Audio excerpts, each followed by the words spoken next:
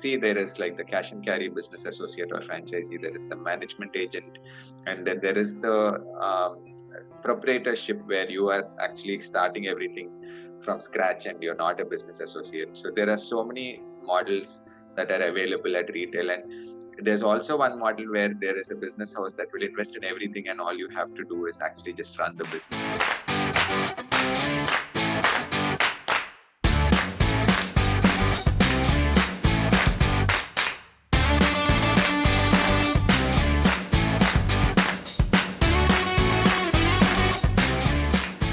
Hello everybody, welcome to Entrepreneurship Simplified, and this show is going to introduce you to those biggest ideas and the best entrepreneurs who's going to help you decode entrepreneurship to its roots, literally the real life challenges, successes and failures, so that you can pick up that knowledge and use in your real life to realize the dream of becoming an entrepreneur much faster. And this show is being done in association with Young Indians. Young Indians is a movement of Indian youth to converge, co-create, influence India's future.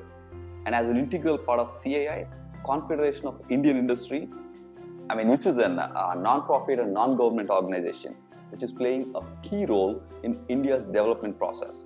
If you want to take part of India's growth, YA is a place to be. Today's guest is a very different individual from guests we spoke so far on this show. A true representation of conscious businessman, an MTech from in information technology by qualification, but as he started being in the retail business by profession, and he has most notably skated the most famous 6,000 kilometers along the Indian Golden Quadrilateral to raise the awareness and also financial support for the education of 21,500 underprivileged girl children using his speaking and writing skills.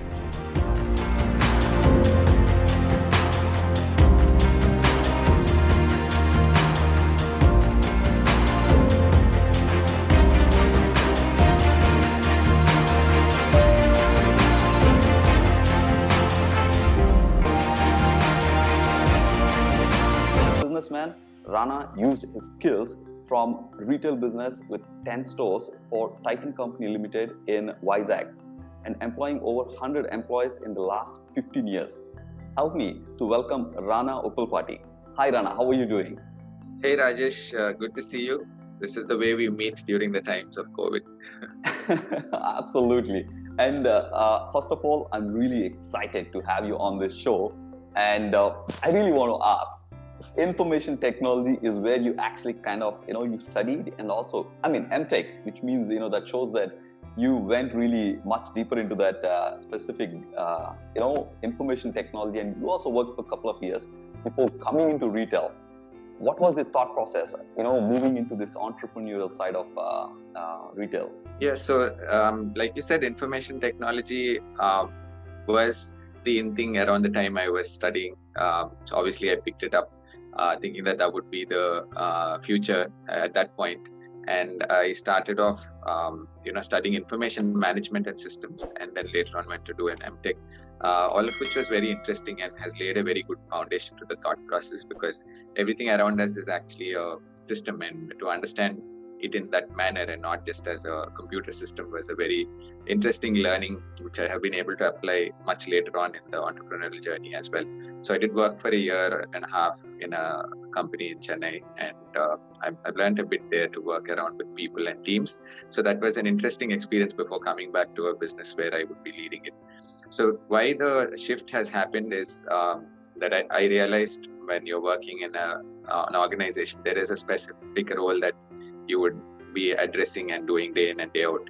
Whereas when you start off as an entrepreneur or a businessman, and especially with retail, you address various verticals every single day. So you have to be an HR personnel, you have to be into marketing, into finance, accounting, then there is also supply chain, and you name it. There is every vertical that you have to dabble into, and then perhaps be proficient as well in order to run a successful business. So that is what interested me, because it was more engaging, and business and entrepreneurship is a representation of life itself. It is a subset of it where you do everything, and that's the reason why the shift had happened to live a more engaging life. I love this, what you said. Business is a clear representation of the life itself. Absolutely right.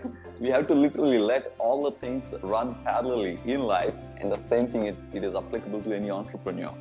But if I may ask, what is how this retail is different from so many other industries, and how these entrepreneurs can look up to this industry before they think that they want to become an entrepreneur in the retail? So retail is actually the most people engaging business at this point. All of us are living virtual lives. Of course, there is online shopping, online retail as well. But when you have physical stores, it is still a chip of the old block or the old world, if I can say, where we are still meeting and greeting each other, and there is a sense of touch and feel, and there's a sense of warmth that can be exhibited in this whole process. So that way, retail is very important as an industry itself, because that is where we come in touch with the real world. So that is one step of the process. And the second thing is, in terms of the products and the services that we bring in, I think that is a very good channel where I know consumerism and materialism have a downside to it, but then in the retail industry, I guess, because of all the other elements that it brings, a sense of satisfaction, they call it retail therapy and so on. So there is so much that you can offer as well, and satisfy people at various occasions and for their own well-being sometimes, even though that sounds very odd coming from me when I talk about minimalism and so on. But yeah, so this is how retail is different, and from the customer point of view. But for me, how retail is different is, it is a very people engaging business, where even with the frontline staff that we have in the team, there is so much that we do and engage with day in and day out. And when they engage with customers as well, it is all about people management and people engagement, because we may have been there for 30 years, but every consumer walking in perhaps is walking in for the first time, other than the repeat customers. So we have to provide the same excellence and experience every single time they walk in. So that is how it is different from perhaps other respectable industries as well, where you are perhaps manufacturing behind a machine or writing code behind a computer. So this is happening live, and as live as it can get, and the results are fairly immediate, because if you make a sale, it is a conversion. If you don't, then you don't. So you don't have to wait for 6 or 7 months to go live. It happens right there. So there is judgment every single time, like it's the judgment day, like we said. But there is so much that goes into this in terms of making a sale happen, and there are so many metrics that are involved in making this happen. So while I spoke about the people side, everything is finally math, because at the end of the day, if you look at saying, okay, we are a 100 crore company or so on, how do you actually raise that 100 crore turnover, and then how you break it down to a quarterly sale and a monthly sale and a daily sale, and finally what is sale. So usually when I go to schools and colleges, I speak about this. I ask them, do you know what sale is? And then they give me a very textbook definition or a verbal definition of what sale is, that it is a transaction and so on. But there's something that we very easily follow at all our stores to actually give a numerical definition of sale. So maybe I'll share that with you for the benefit of those who would be watching this show, especially students. So I define sale as walk-ins into conversion into average unit cost price, UCP, into average units per transaction. So this is what it is. If you look at it, you have 100 walk-ins, and then there is a 90% conversion. So that is 90 people. Then you have an average UCP of 1,000 rupees. So you multiply that into 1,000, and units per transaction could be 1, 1.5 or 2. So this could be a current estimation of your sale that would give you it is actually the breakdown of a bill. And when you have all of this together, that is when you can actually have an estimation of what you're going to do at the end of the day, and that then goes back into marketing and to creating a sense of realization of the ROI and all of these things. But if you don't know this, you don't utilize this basic definition, then it is very difficult to have a tab on how things are going around and what results are at the end of the day, and whether it is going to be sustainable for the people and so on. So yeah, this is just a little bit that I thought I could share from people to the processes involved in ensuring that there is sustainability at the business. And I totally agree with you. And again, retail is all about the numbers. What kind of the matrices that you generally follow in terms of looking into it? Now you gave already the benchmark numbers of the basic 3 numbers right now, what you said. Yes. What kind of matrices actually they need to see beyond sale? Yeah, so at this point I did state the basic metrics that we spoke in the definition, and improving any of those metrics obviously will increase in sale. But to go deeper into it, there is much more science into it. There is a metrics on customer satisfaction, which is not part of the sale definition. But if you were to want to have either new customers or repeat customers, there is something called a net promoter score that retail companies use now. It is called NPS, and that kind of gives you an understanding if the customer who walked in is a promoter or is neutral or is a detractor. So obviously to have more promoters is more important. So that is one of the unseen metrics that is there. And then obviously we are also living in an age of reviews, and word of mouth earlier used to be literally word of mouth, but today it is something like a Google review or something like that. So to be adept with that and also have people talking about you online as well as offline is very important. These are some things we can go by. And then apart from the main metrics of sale, there is a lot of work done on forecasting, because obviously you need to have the right mix of stock. I think the keywords are in terms of collection, it's called range. So there is a depth and a width for every category. So to ensure that you are rightly stocked and not overly stocked, so that you end up with having outdated stock for your consumers, and at the same time not understocked, that people who come at the start of the week have the full collection, and then by the end of the week you run out of it. So these kind of things are some things that we take into account. And at a larger level, when we are setting up stores or looking at viability, we definitely look into an ROI, where we work like any other organization, where we look at all sorts of expenses and forecast sale based on the understanding of retail metrics and the catchment. So one of the things that we also utilize is catchment analysis to understand where people are coming from and where people are not coming, so to do better in those areas. And there's something called media tracking, where we check which media people actually read to come back. And there is a lot of importance given to repeat consumers. So there is something that we track and have a loyalty program and so on. So all these are various ends to means, which I mean to say are processes that we have in place, where obviously we don't think about numbers when we're sitting in front of the consumer. We finally have a way of life. For example, Tanishq, which is a brand that we have, has something called Tanishq way of life. So just by doing that, you end up capturing all these things into the system, and they become metrics at the end of the day for someone sitting at the back and analyzing this. So yeah, so that is how it is. There is a front end and back end for this business too, like any other business. These are really very important and interesting points that you mentioned. But if somebody like a beginner who's coming out as a student, what is the fastest method for them to get into the retail industry? So I think the first thing is to have an understanding, just like we speak about it in entrepreneurship. The solution is not the beginning, or the idea is not the beginning. Obviously, the problem is the beginning or the first step.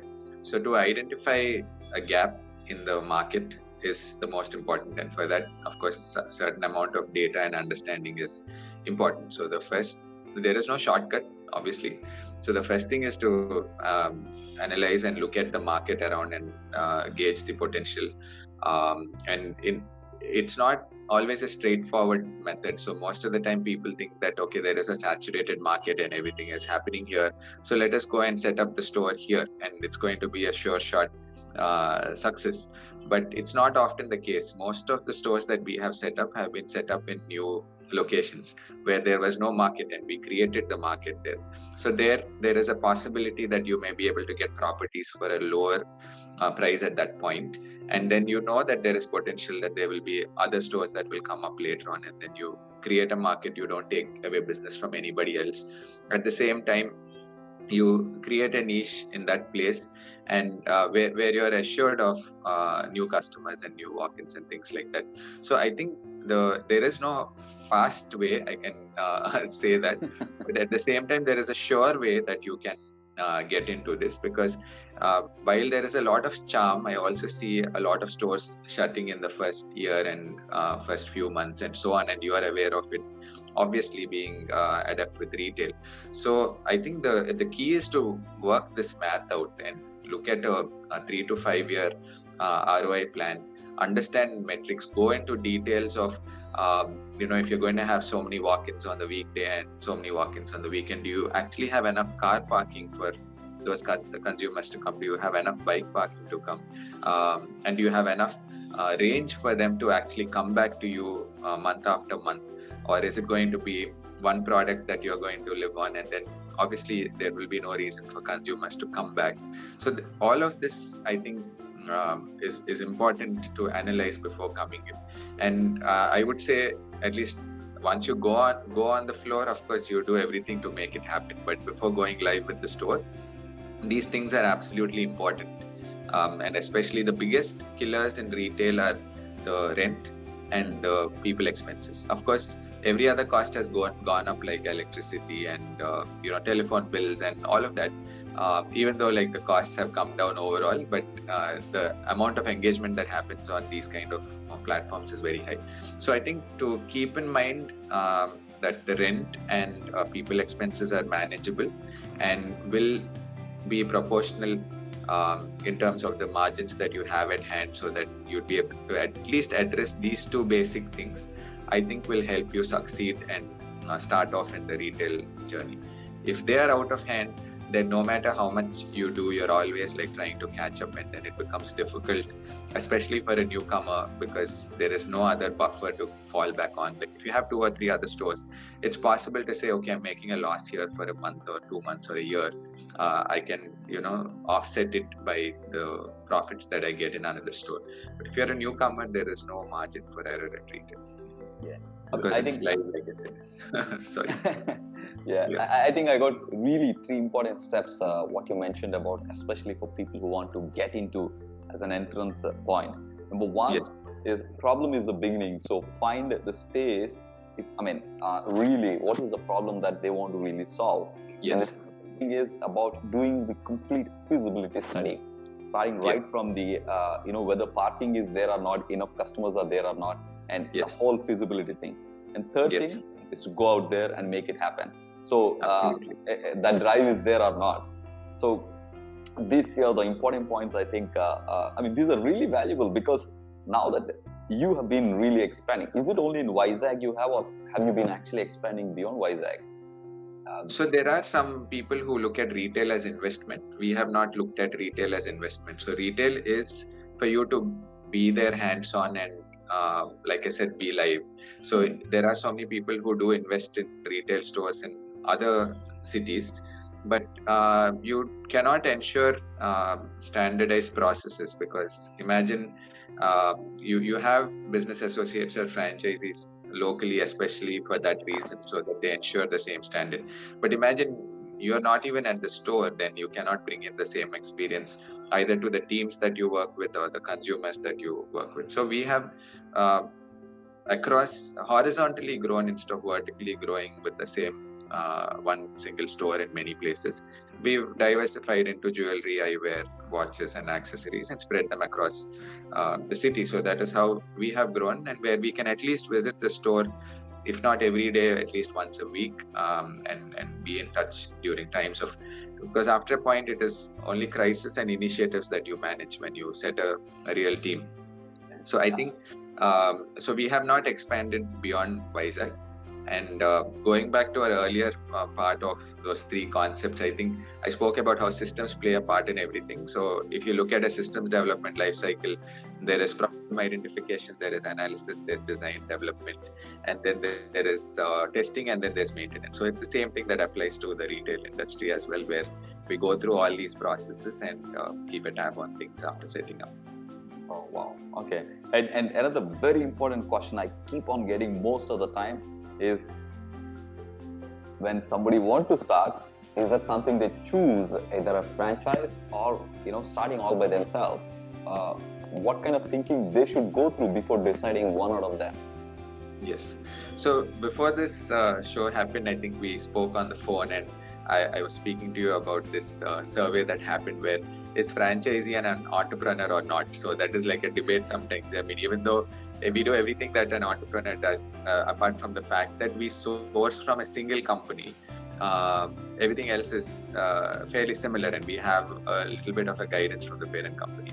So I think to answer your question, if you are with a well-known business house which has made name for itself, like and through trust, like Tata and Titan that we are associated with, it gives you a little bit of an edge in terms of reaching out to consumers, because they already have set processes, and there is national media marketing and so on. So the scale is bigger, and obviously that helps you in also costs and so on, because if the parent company is marketing, it also helps you sell locally.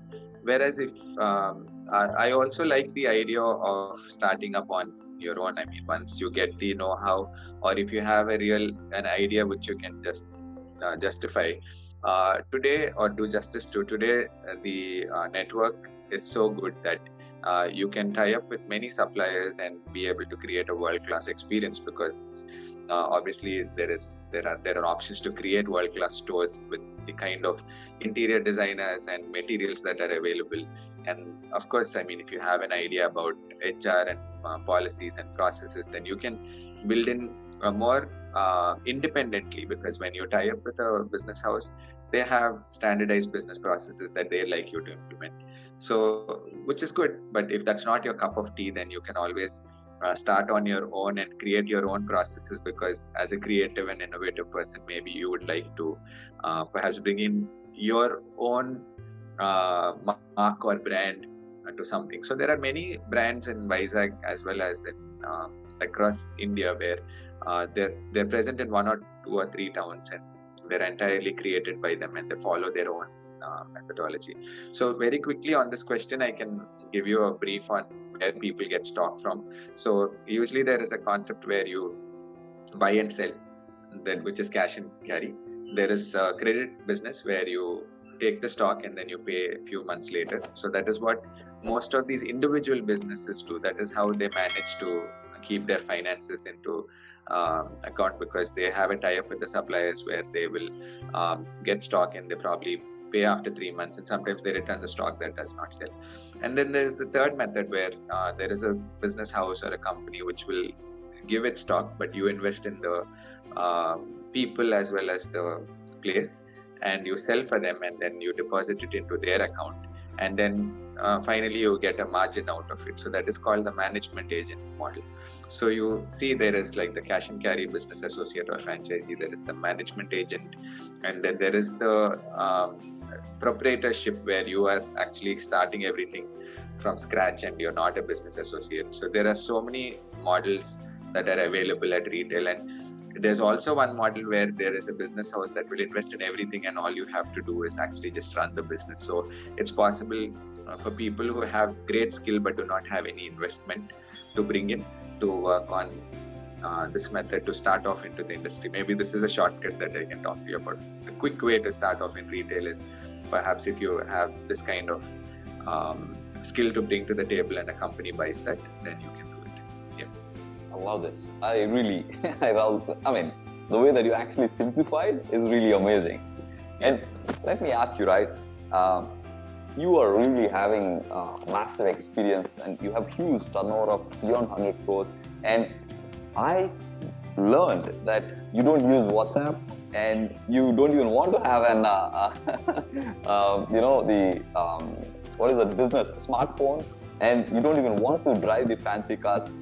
What is the thought process behind it? I really, it's an interesting thing. Would like to know. Yeah, I think right from the time when even before starting the business, there was a sense of minimalism that has somehow come along in this journey of life. So that has carried forward to business and day-to-day operations as well. So talking about walking recently, in fact, I've figured out that all of us as individuals should set a radius, which we strictly say is a no vehicle radius for ourselves. We cannot say the government or the community needs to say this is a no driving zone. But if we say, let us say, I set up 3 kilometers as my radius, and then all the errands and work that I would do in that radius will be done by either walking or cycling, for example.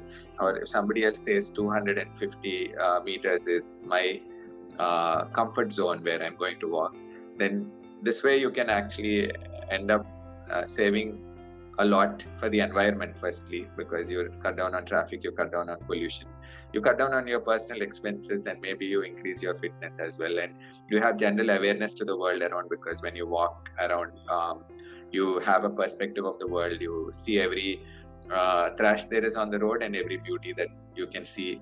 You can also see a lot of beautiful sights of community bonding and so on.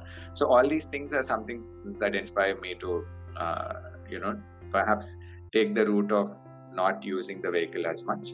Apart from the journey that you spoke about, the 6,000 kilometers, which we would perhaps speak about in a different context.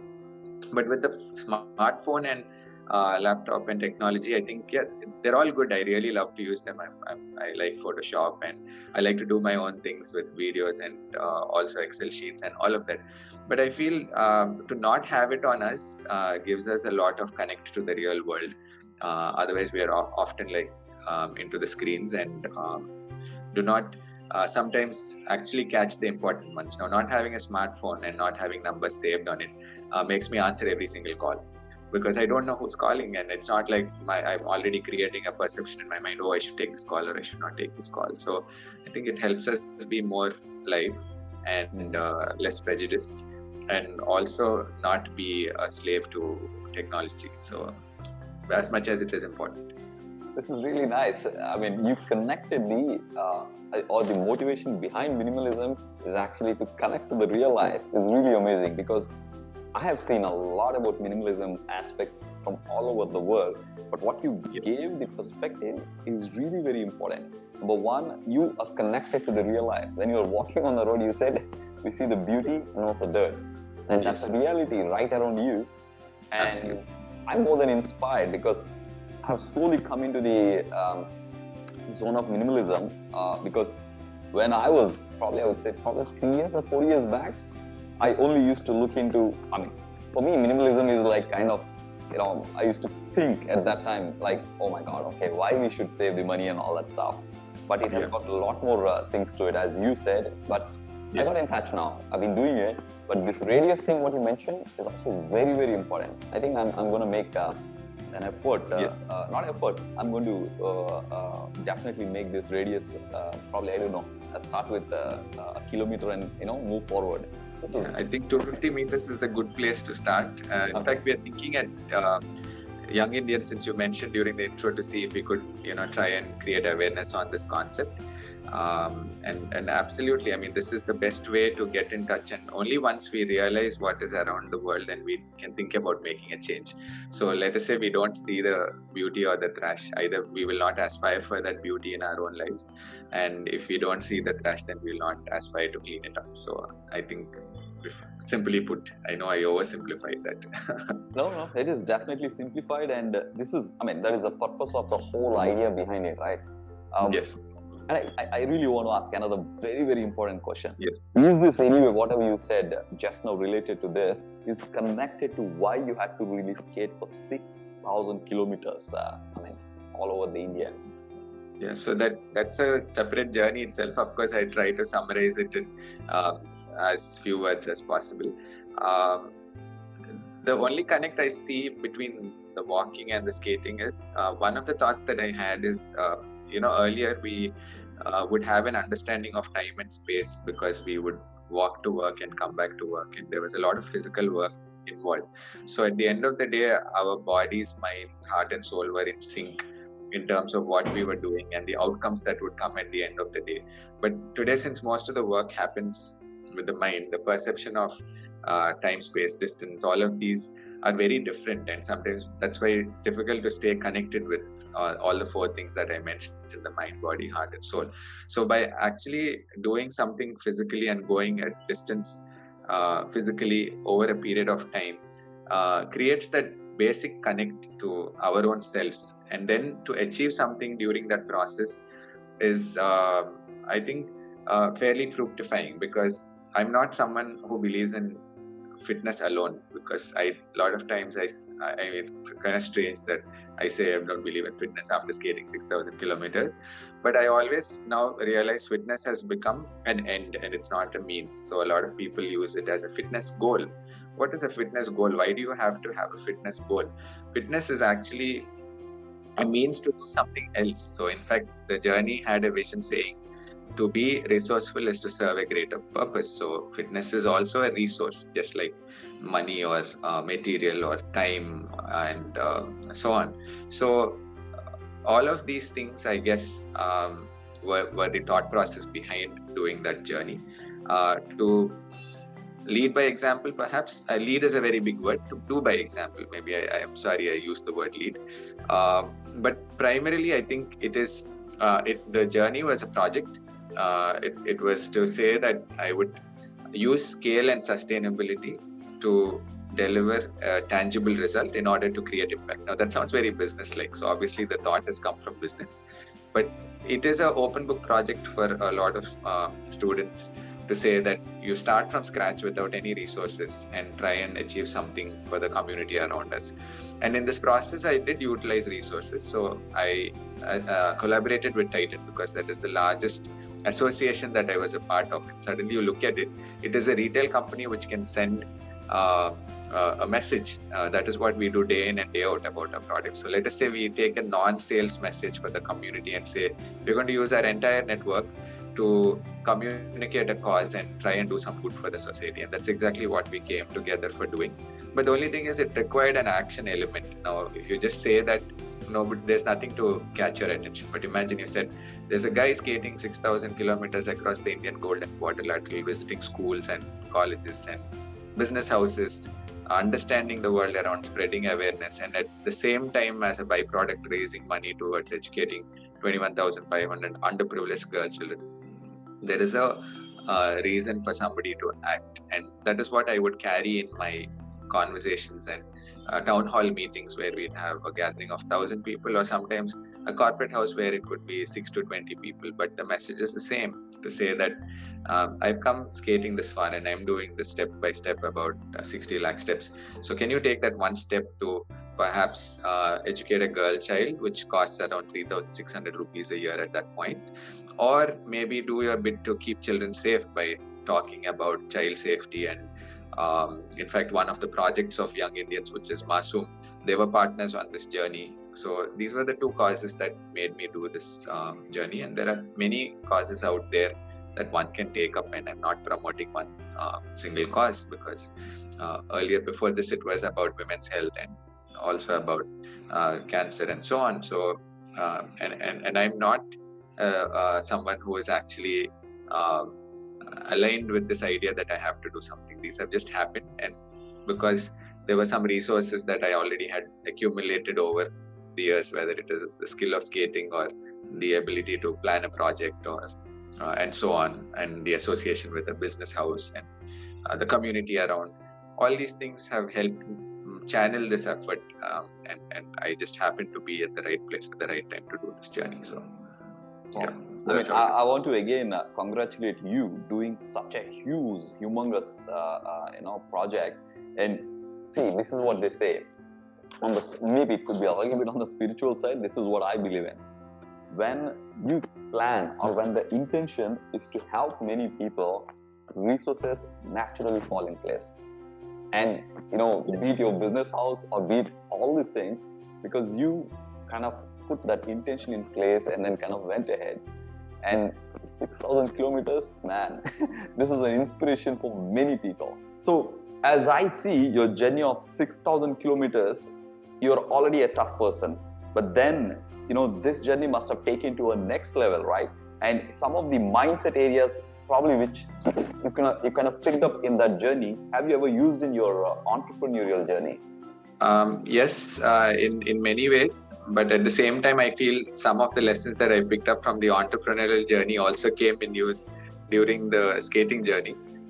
So the journey was more a reaffirming kind of a journey than a life-affirming journey, in the sense that there are a lot of lessons and thoughts that you probably carry with yourself in your life, and then it's only during situations like that you would actually be able to utilize. So that is what happened when I started off the skating journey. For example, the first 10 days were very difficult, in the sense I would not admit it during that time, but at the same time I had many challenges come all at once. For example, on day one, it was Bangalore traffic. I was skating till 9 in the night. And then there was difficulty in terms of uphill, downhill. There was the second summer, there was pollution, my own inability, because it is not that I was an athlete, and the injuries in feet on the first 10 days. So to handle all of this and to come through it, I think itself is a learning that makes you stronger. And then when you face challenges later on at work or otherwise, you're able to say, oh, I know how to do this. I mean, I've done this before. So it's not with a sense of pride, but with a sense of understanding. And it's no longer an assumption that you can handle difficulty. It is something that you know that you can. So that is one. And then there's so many lessons on the road, because the road itself, again, is a metaphor for life, just like how business is. So there is... there are many stories on. There were actually 100 kilometers that I had to skate without bending my knee because I was injured. And then I reached the river Godavari. I was at the bridge for a second, and after that I started skating with both my feet. And that was quite strange. But then we've always read that when you reach the river, cross the bridge. And that actually came to life during the journey. So there were many stories like this, where you had to just have faith and go forward. And just like this, there were many things that manifested, and they all became lessons. And I would write about this during my journey, and that's what I would get to share, and people would read as well. So this is how I think it was possible to take lessons, and then later on, in a very subconscious way, probably implement them at a day-to-day level. Wow. I mean, there is one very unique thing I noticed throughout our conversation. You connect everything to your life journey, and you bring in your life journey to everything you do. That way, you don't have two tracks to really run. I want something, and I'm doing something else where I need to figure it out. What is that, right? And this, I feel itself is a huge message. No, absolutely. I think it is all holistic at the end of the day. If you are able to connect everything, it is important. At the same time, it's important not to be in the single dimension and actually do more than what you believe is there, and not close yourself to all the other possibilities that exist. So I think having multiple dimensions, especially for the next generation, and then being able to learn from one dimension and apply in the other dimension. And then also be reflective during this whole process, to be willing to take lessons and then write them down, or perhaps share with others and take their perspective sometimes. All of this, I think, is important. So maybe at this point I can share one poem with you that I had written during the journey, because at the end of the day I'd write a poem along with the experience that was there. So to kind of state that we are all in a state of transformation and learning and growth. There is this poem that I'd written, which is the only poem I happen to remember, so I'm going to be very modest, because it's difficult to remember what you write at the moment. But this is one thing that has stayed with me, because a lot of people ask why I do this, and your question in some way was, in the last few questions was similar. So it is called Why Are We Here? So it goes like this. They came here as frogs in a well of eternity, where the water stayed steady and the walls high, until it rained one day and the water rose to the brim, when some stayed while the others explored. They became turtles in the ocean of knowledge, where they swam in the deep seas of change, until there was ever more to create on land, when some stayed while the others explored. They became birds in the skies of limitlessness, where the winds took them far, wide and high, until their wings fell off as they lay in their nest, when some stayed while the others explored. They became humans on the land of destiny, where they hunted and gathered for survival, until their tail fell off as their souls transcended, when some stayed while the others explored. So this is what the poem is. Of course, it was written in the moment, but if you look at it, the first one was ignorance, the second one was opportunity, the third one was complacence, and the fourth one is transcendence. So we are all in one way or the other transitioning from one form of this to the other in our own life journeys, whether it is business, personal, or in sport, in any dimension. So I think if you look at it, it is a process. It's a continuous process that life is, and you spoke about the spiritual side. So everything is very connected, and if you find the connection, then you're able to move forward. So that's what I see. Yeah. Wow. Man, I can only tell you one thing, Rana. The last poem that you actually kind of read for us is the best thing that I can actually kind of give to people to really understand. It's all about transitioning and transcendence. All the time, the growth and evolvement is actually happening. And if people can really understand, life will become a lot more exciting than actually having all those complaints, right? So, not sure. I mean, there are many ways to find it, but sustainably to find some purpose, I think is the purpose. I'm sure is far more meaningful and relevant. I wouldn't use the word satisfying, because sometimes satisfaction is used as another goal or accumulation. Sense of satisfaction, I feel, is a bit overrated. But I think to stay relevant and to be as we are doing, I think is a good way to look at it. Wow. So stay relevant is the last message that I want to leave you guys with, because we are really running out of time, but I need to bring in this most interesting conversation with Rana to an end, because this is one thing is stay relevant. So I'm staying relevant to the time for you people. So Rana, thank you so much for actually joining us for this Entrepreneurship Simplified show and sharing all your insights, both from your journey of 6,000 kilometers, but at the same time, very important points about the retail. Is there any one last message you want to share? I think we've spoken a lot about all these aspects so far, but I think what is most important is to connect the dots backwards. As Steve Jobs once said, you always don't look forward and say this is going to happen and that's going to happen, then I'm going to do it. But it's always nice when you look back and see all the things that you picked up over your life's journey, some way connect to bring you where you are. So I think to be grateful is the most important thing, because only with gratitude can you move forward. So as important as it is to not live in the past, it is important to be grateful. And with that, I think you can give and make the world a better place as well, because as they say, giving is of three kinds. One is with generosity, which we talk about as charity and so on, where you are in a place of power, so hence you are giving it and you want to feel important. And then you give it gratitude, where you're already grateful for the people around and the world you are in. And when you give it that, I think it is what actually it is meant to be. And the third form, they say, is with a misintention, but we're not going to talk about that. So there are three ways of giving, and if you find that you're giving yourself to yourself as well as the world around with gratitude, then it's a far more relevant and purposeful way of living. So maybe that is what I can put together, because I really didn't have a message in mind, and this is what came to me when you asked me. Yeah. Thank you so much. In fact, I'm grateful for you for sharing, for you to share your personal experience, and I'm also grateful for these people for actually kind of taking this message and making certain level of impact in their lives. And I can only say that this world can be really made better by together, all of us coming together and having the right mindset.